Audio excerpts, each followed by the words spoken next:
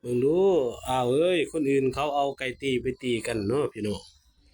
ได้เงินได้ค่ำส่วนข่อยแล้วเอาไก่ตอไปหาตีไก่ป่าโอ้ยจักสิว่าจังได๋เอารุ่นน้ำกันพี่น้องถึกให้แน่ถึกขึ้นเนาะบัดนี้มานนี่ติมาน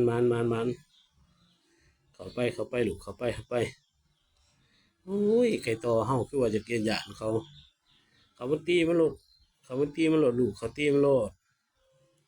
ต้องญาณเขาดอกมันนุ่นเอา